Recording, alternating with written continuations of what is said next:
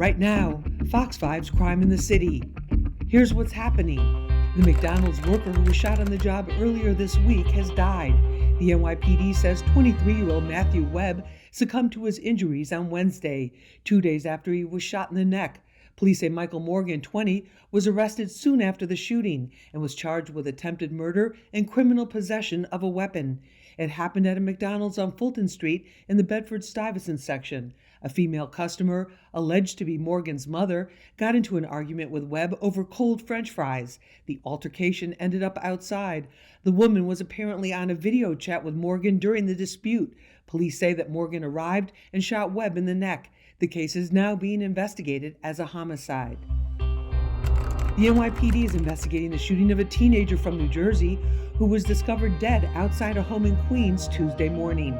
I spoke with police who tell me that this is an active investigation. They are investigating this shooting as a homicide. Now, they have identified the victim as 14-year-old Sean Fry of Paterson, New Jersey. And speaking with residents here today, they tell me that last night they heard a number of gunshots. Now, the body of the teenager was found underneath this white minivan that you see right behind me. Now, the discovery was made by the woman who lives at this home. You're about to hear from her in just a few minutes. She says it was just after 7 a.m. this morning when she noticed the teenager dead with the gunshot wound to his back.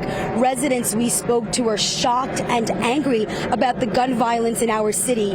One woman who didn't want to show her face on camera tells us at about 9 p.m. last night, she heard a number of gunshots nearby. When she came outside, she saw two teenagers running. She believes the boy whose body was found this morning was one of the teens she saw last night fleeing after gunshots rang out.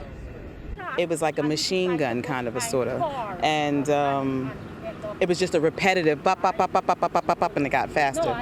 It's really hard. It's unfortunate that this is happening in our community. I pulled up in front of my yard this morning, and a young man was, a teenage boy was laid out, deceased, in front of a vehicle in my yard. Half of the body was hanging out, and the other half was behind the front of the van.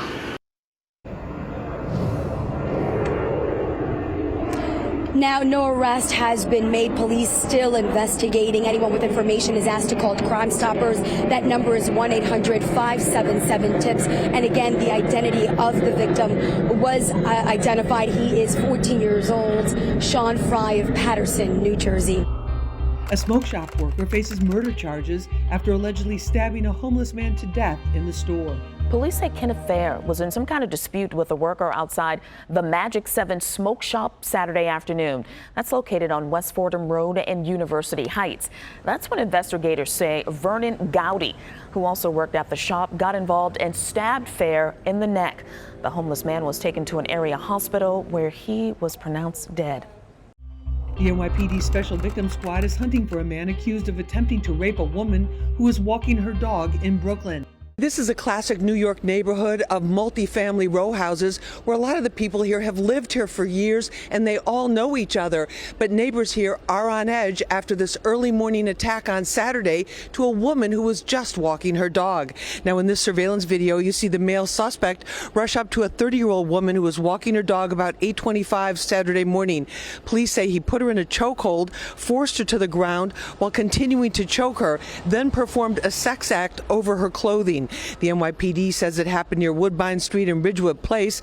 NYPD crime statistics show that the number of rapes in the 83rd precinct here so far this year is actually one less than for the same time period last year, 19 down from 20. The attacker fled on foot eastbound on Woodbine Street, according to police. Residents of the community, though, are not taking any chances, and here's what some of the women here told us. I'm scared. I have two girls. I have to keep them super close to me now. I can't keep my eye off of them. This was known to be like a nice, quiet neighborhood. Everybody's nice to each other, and now I feel like I'm scared to step out, like I'm running into my car. Well, you always take some sort of precaution anywhere, but there's crazy people out there. Now, the victim suffered injuries to her face and her neck. She was hospitalized but is expected to recover. We have to tell you that two witnesses here told us that they saw the suspect following her for more than a block in this community. Now, the Brooklyn Special Victims Unit is investigating this case. If you have any information, police would like you to call them at 1-800-577-TIPS. You do not have to give your name. The NYPD is looking for a woman who assaulted a 32-year-old woman walking her dog on a sidewalk in Brooklyn last month.